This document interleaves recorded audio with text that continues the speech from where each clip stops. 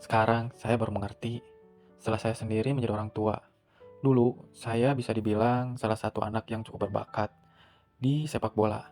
Ada beberapa orang yang bahkan merekomendasikan saya untuk masuk SSB ternama, supaya bakat saya bisa terus berkembang dan punya kesempatan menuju jenjang profesional.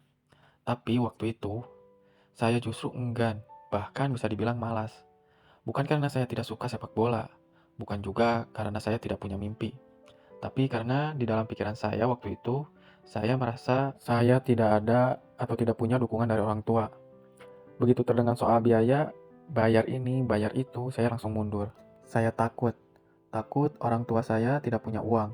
Takut saya malah menjadi beban. Dan mungkin yang paling saya takutkan adalah meminta sesuatu yang saya sendiri tidak yakin bisa mereka berikan. Akhirnya saya memilih diam.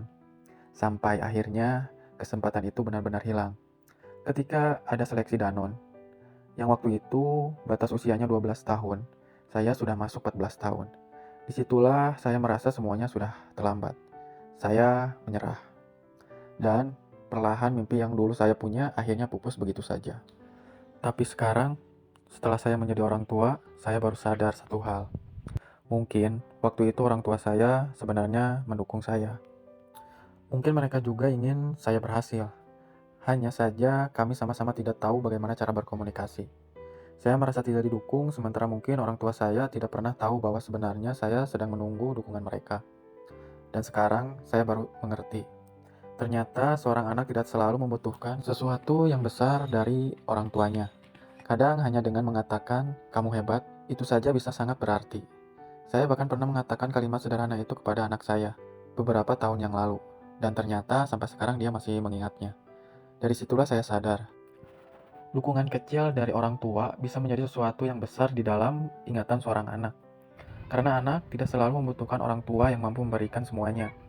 Mereka hanya butuh merasa bahwa orang tuanya percaya pada mereka. Dan dari pengalaman saya ini, ada satu hal yang ingin saya ajarkan kepada anak saya nanti. Jangan pernah takut untuk berbicara, bercerita kepada orang tua. Kalau punya mimpi, ceritakan. Kalau butuh bantuan, katakan. Kalau sedang takut, jangan dipendam. Karena orang tua juga tidak selalu tahu apa yang ada di pikiran anaknya. Dan untuk saya sendiri, pengalaman masa lalu itu mungkin tidak bisa saya ubah. Tapi sekarang saya punya kesempatan untuk tidak mengulanginya.